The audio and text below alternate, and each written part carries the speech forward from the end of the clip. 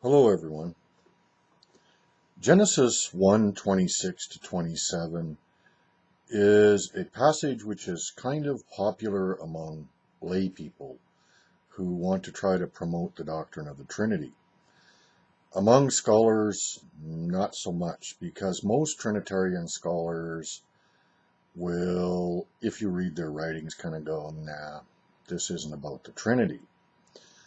Despite that, most Trinitarians don't really listen to the scholars, their own scholars, on that matter.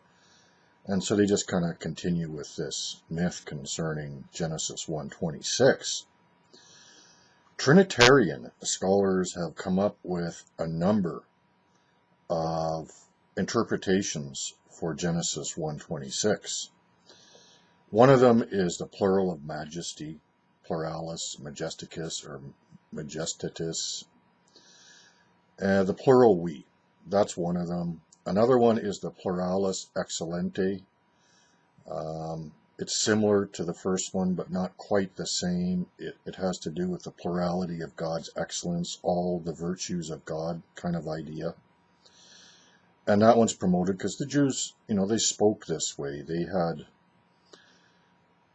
used plural forms for single things. It was just part of their language. Another one is the God and his angels interpretation. There's some Trinitarian scholars who have adopted that. God and his wisdom interpretation. Some Trinitarian scholars have adopted that. God and his creation, and some Trinitarian scholars have adopted that. And, if you really look into this, you'll see how it's well explained. Or some combination of the above. There's other interpretations Trinitarian scholars have offered as well. Quite frankly, I think all of these are at least partly true. It's not a matter of picking one or the other. They're all kind of true. And the only interpretation that doesn't work is the Trinitarian one, that Genesis 1:26 is about a triune God. And that one doesn't pan out. In fact, it's just read into the text. There's nothing in the text that says us or our are 3 or 10,000. And there's nothing in the text or the context to suggest that this is a triune God or about a triune God. That whole idea is just read into the text. It's the practice of eisegesis, which Trinitarians will jump up and down and say you should never do, except when they want to do it, they'll just go ahead and do it. They have a license to do it, but nobody else does. One of the things you should probably consider when you're looking at verses like this is, who was this given to? It was given to the ancient Israelites. And it's reasonable to conclude that they were expected to understand it. They were expected to understand Genesis 1:26 to 27, and the Israelites have never understood this to refer to a triune God, and there is no evidence whatsoever that they ever supposed this passage referred to a three-person God. And any claims, that say they did is just made up. It's just invented history.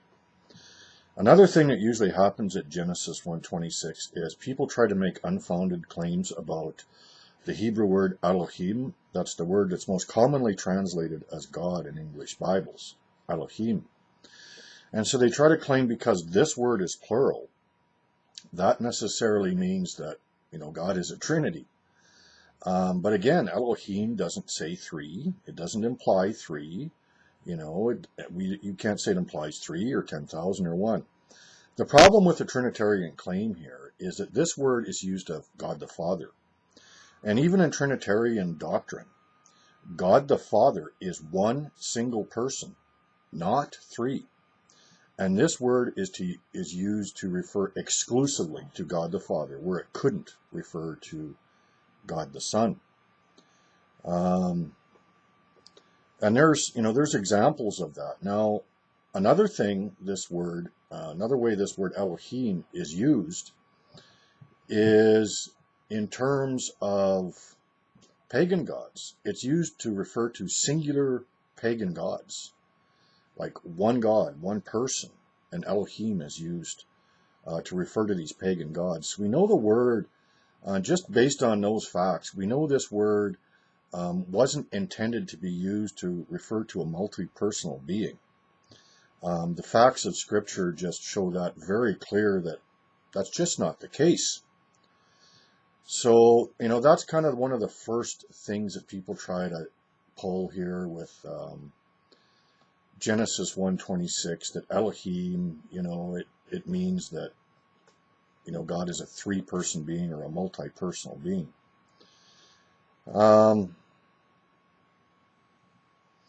For example, Acts 3:22-25, Moses said, "The Lord God will raise up for you a prophet." Well, if you actually read that, it's the Lord your God, the Lord Elohim. Now, if you go back to Acts, the Lord God who raises up the prophet is obviously the Father who raised up Jesus, if you read the whole context of that.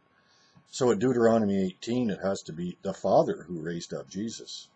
The Father is the Elohim of Deuteronomy 18. And even in Trinitarian doctrine, the Father is not more than one person, but a single person. So we can see clearly that Elohim is used to refer to a single person, the Father.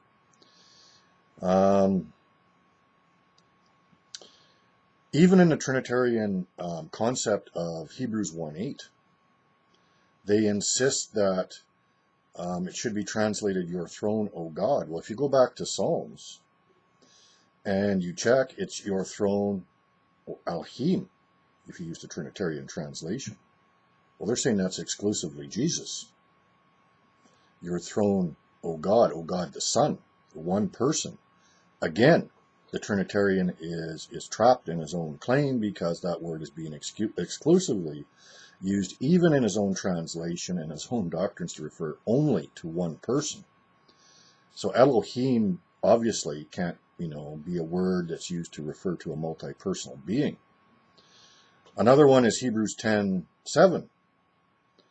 In the scroll of the book it is written of me to do your will, O God. Well, that's Psalm 47:8. Your will, O Elohim. Okay, so Jesus is referring to the Father as Elohim. So that's obviously a false claim, that Elohim refers to, a multi-personal being. If we just do a little bit of research, we can see that that's just obviously not the case. When Elohim is used to refer to the one God, it comes with singular verbs. When Elohim is used to refer to multiple gods, it comes with plural verbs. And so you can see if it should mean God, like one God, or if it should mean gods by use of the verbs. It's kind of something different than happens in English, but it's very clear in the Hebrew language. Now you see this a little bit in Genesis 1:26-27. We'll talk about that in a minute. Well, Elohim is a plural noun. All the verbs attributed directly to Elohim in this passage are singular. Okay? The only verb that is plural is "let us make." Let us make. So the verb "make" there is a plural verb. But this does not itself indicate that Elohim is an us. From the grammar alone, we can only conclude that Elohim is one identity in the us group, the speaker.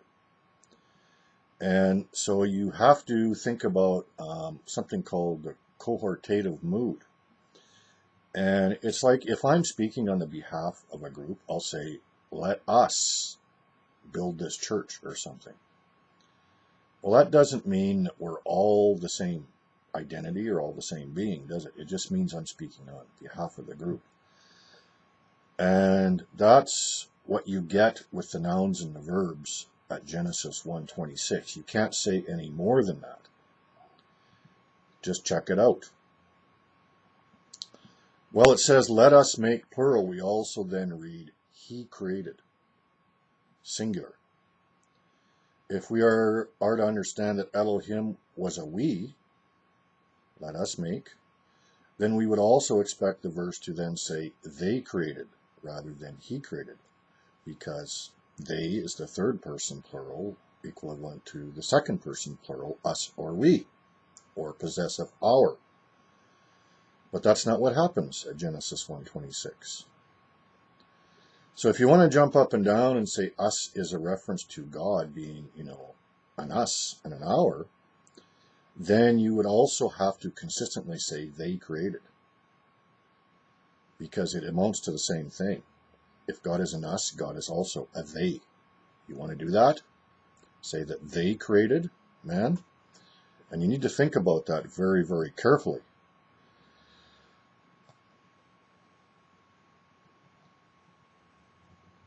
One of the things that you have to see at Genesis 1:26 is that man was created in the image of us.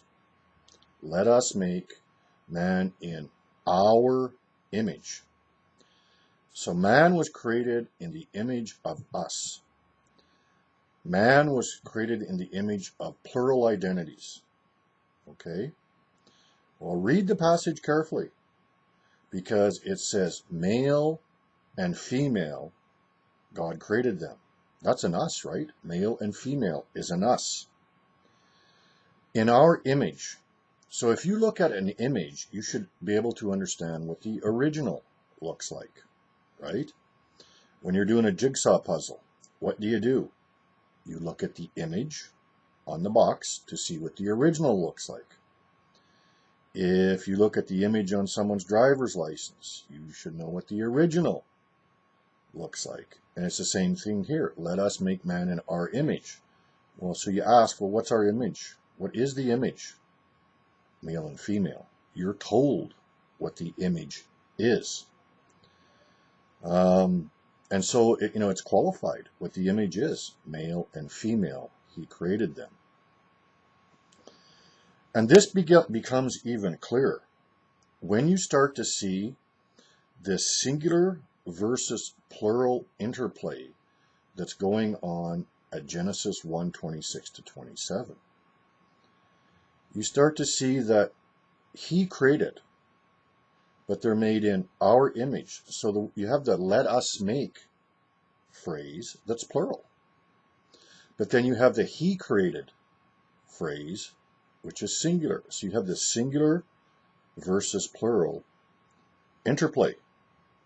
But guess what? That singular versus plural interplay isn't there just concerning God and us, whoever the us is. We haven't determined that yet. It's there for man. He created him. Male and female, he created them. Just look at Genesis 1:26 to 1:27 very carefully. Let us make man in our image, according to our likeness, and let them rule. Let them rule. Let us make man, singular, let them rule, plural. And so man is somehow singular, yet plural, and made in the image of Elohim, singular, yet plural. So we have to discover what that is and what that means. And the first clue we're given here is that man is made male and female. And that'll lead us a long way if we're just willing, to look at it.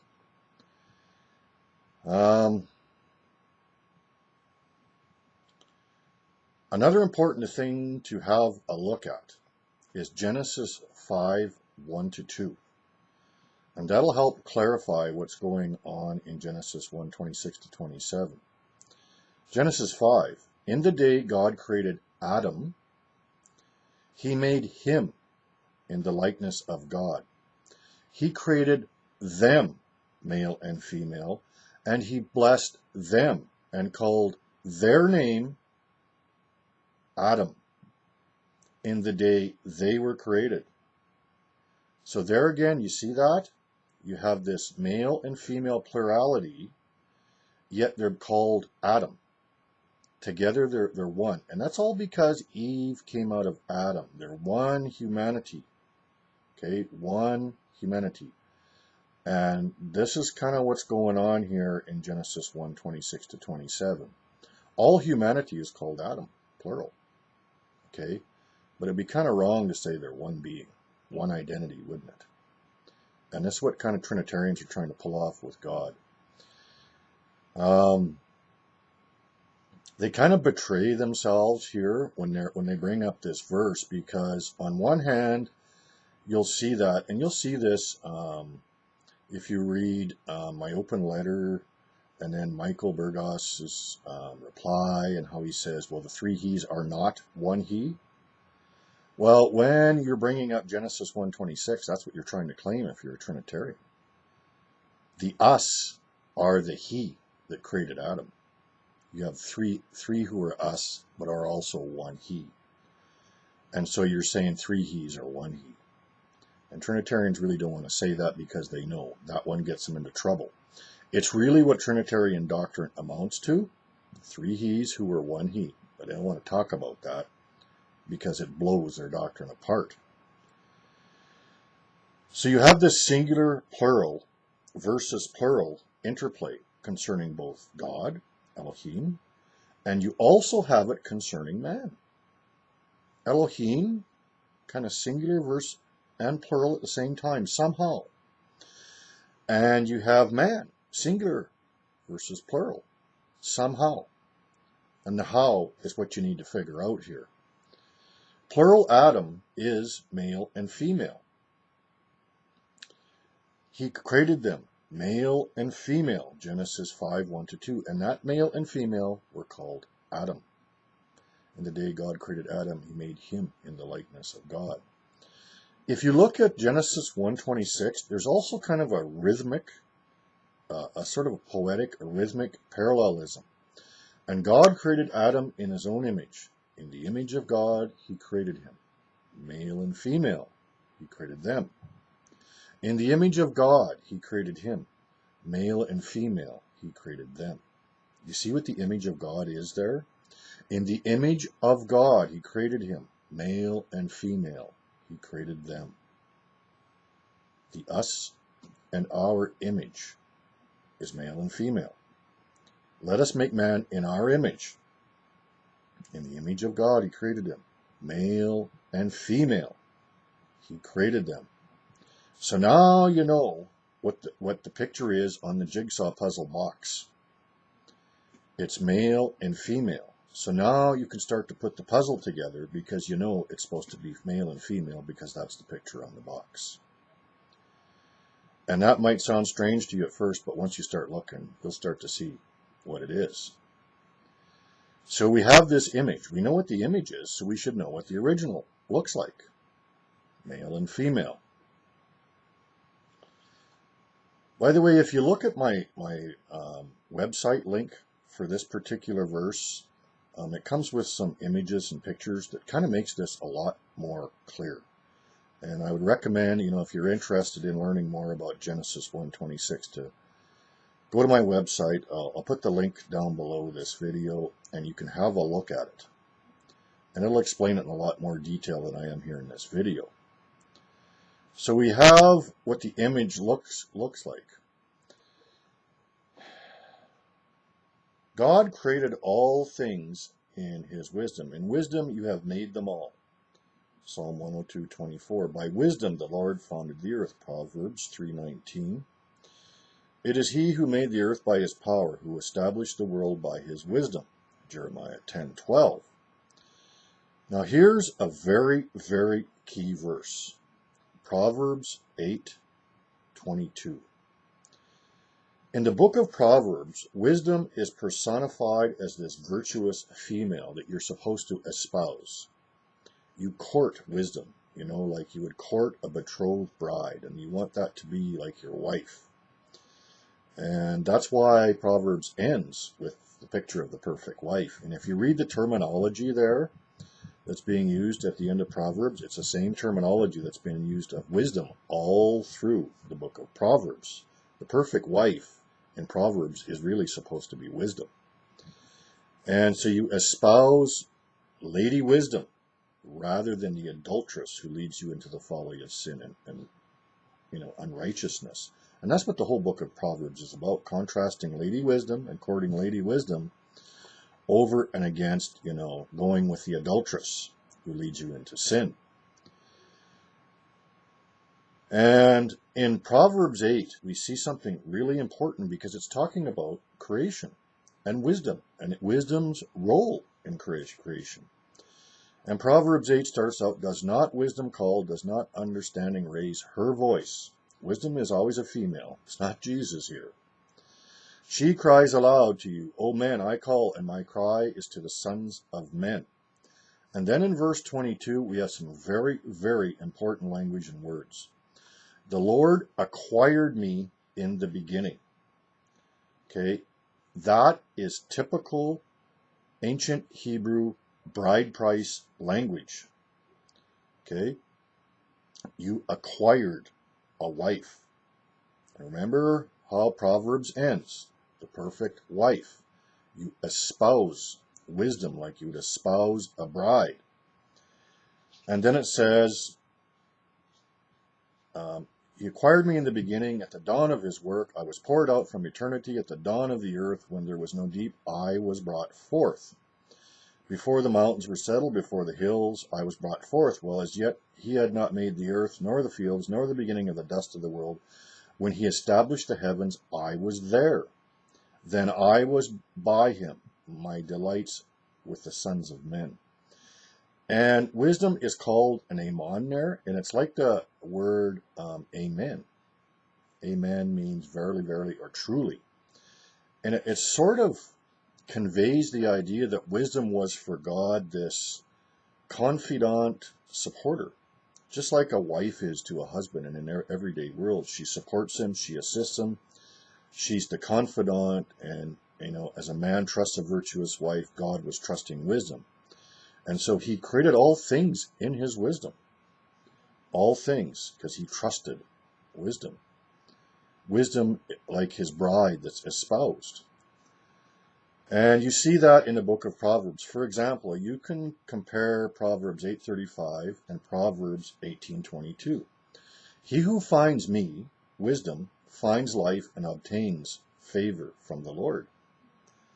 Proverbs 18:22, he who finds a wife finds a good thing and obtains favor from the Lord. The exact same language. But you're supposed to understand here that the perfect wife here is wisdom in the book of Proverbs. Proverbs 18 says, death and life are in the power of the tongue, and those who love it will eat its fruit. He who finds a wife finds a good thing and obtains favor from the Lord. The poor man utters supplications, but the rich man answers roughly. You see how the wife there is not like getting a real fleshly wife? He's talking about wisdom at Proverbs 18. He who finds a wife. Same thing he said at Proverbs 8:35. Also note this parallel. For wisdom is more precious than rubies, and all the things one may desire cannot be compared with her. Proverbs 8:11. Now listen, exact same language. Who can find a virtuous wife? For her worth is far above rubies. Proverbs 31:10. Same language. The perfect virtuous wife is wisdom. That's the whole point of the book of Proverbs. So you have this bride price language at Proverbs 8:22. The Lord acquired me. Okay? You paid a bride price in ancient Israel. You acquired a bride. And so we see that reflected all throughout the book of Proverbs, how wisdom is like this bride that you espouse. We also see this in what is for Protestants extra biblical literature. Now, it doesn't matter if you accept these books or not. I'm just going to read you a couple of quotations here from the Wisdom of Solomon and Sirach. And all they do is help you see how the ancients did understand wisdom and how they perceive wisdom. And how this is just also reflected in the book of Proverbs, which is in your Protestant canon. But here's what it says in the Wisdom of Solomon. Wisdom is my love, and I sought her out from my youth. I desired to make her my bride. And I was a lover of her beauty. She glorifies her noble origin by living with God, the Lord of all, who loves her. She is privy to God's mysteries and a lover of his works. Wisdom of Solomon 8:2-4. You see how that's very similar to what's being said in Proverbs 8? Ecclesiasticus, or Sirach. He who fears the Lord, he who is practiced in the law, will come to wisdom. Like a mother, she will meet him. Like a young bride, she will embrace him and nourish him with the bread of understanding and give him the water of learning to drink. Sirach 15:1-2.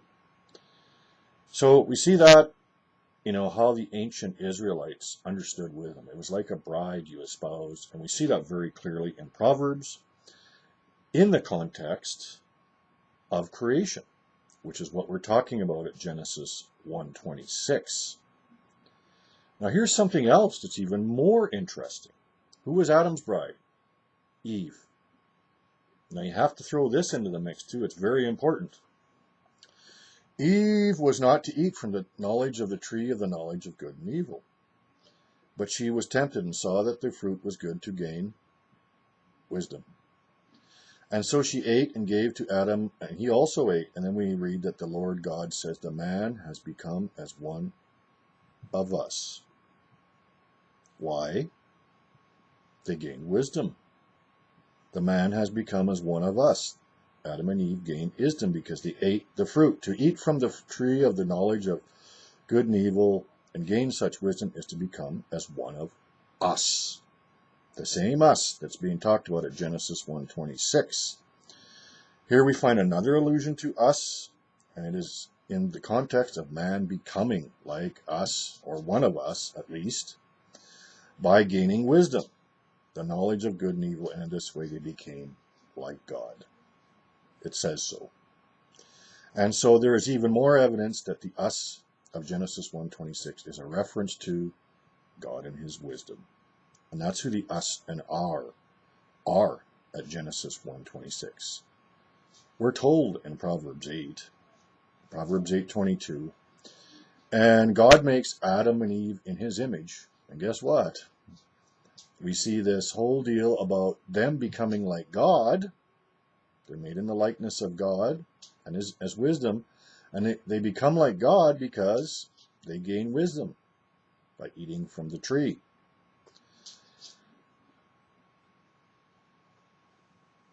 So there's probably a parallel there with Adam and Eve. It's not good that Adam was alone, so Eve. It's not good that God was alone, so creation. And there's probably more going on there, but we won't try to extrapolate too much out of that. There's another important verse at Ephesians 3:9-10. To me, the very least of all saints, this grace was given to preach to the Gentiles the unfathomable riches of Christ, and to bring to light what is the administration of the mystery which for ages has been hidden in God, who created all things, so that the manifold wisdom of God might now be made known through the church. Manifold wisdom, multifarious wisdom, plural, the plurality of the wisdom of God, Elohim. You see, God the Father is El. And that's why you see this difference in the Bible between El, the Father, God, El, one person, and Elohim. And Elohim is sort of like our perspective of God and his wisdom. And it's not like, there's another person up there, a woman with God. Although the Israelites would go off on that tangent once in a while and worship the Queen of Heaven like that, but it's not supposed to be like that. It's like Adam was before Eve was created. But where was Eve? Inside of Adam.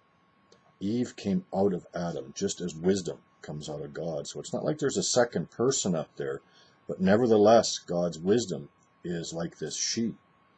This she that God espouses like his bride.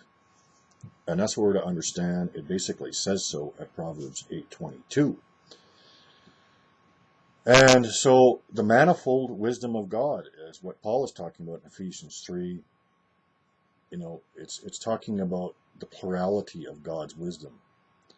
You have El, God the Father, if you just want to talk about God, but then you have Elohim, God in all his wisdom, the plurality of the wisdom of God. Now, I think there's probably a lot more that is going on here in this verse. Stuff that I frankly don't understand. I'm still studying it. But if you look at how you have children of God, okay, you get all the children of God, and the sum of all of those together is the bride of Christ.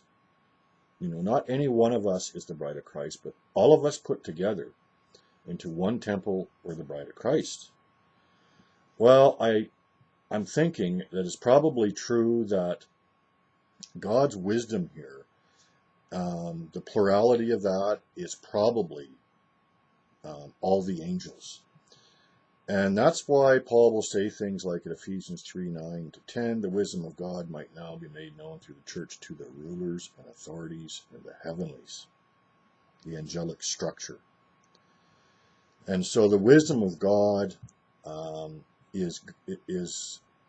it's like you have God, you have wisdom, and you have all the angels, all the sons of God. And you have that whole sort of, it's almost like a picture of a family, God, wisdom, and his sons. And that is probably everything that's going on at Genesis 1:26-27. I just want to go back up here to the beginning where I mentioned these different interpretations. The plural of majesty, yeah. God, his wisdom, and his heavenly court of angels, all his sons. That works. The plural of majesty. Interpretation, yeah, it's true. The pluralis excellente, the manifold wisdom of God, yep. That interpretation is also correct. God and the angels, yep. That interpretation, I believe, is also correct, because the sum of all the angels together manifests God in his wisdom. The God and his wisdom interpretation, which I first mentioned, of course, I'm saying that's correct.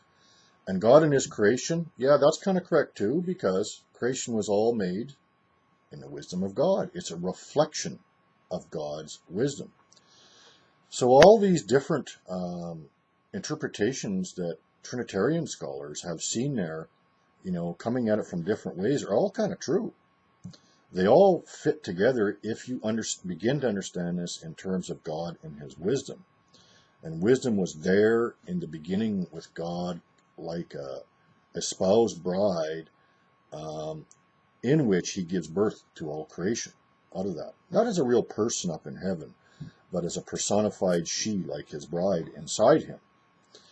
And so all this works. The only interpretation that doesn't work is the three-person God interpretation espoused by Trinitarians. Anyways, I won't say any more about that, otherwise this video will probably just get too long. If you want to know a little bit more about that, you can look at the link. And I got a page about this on my website if you want to just look into it more. I think there's a lot going on in this verse, by the way. And the only thing that isn't going on is a three-person God. God bless you.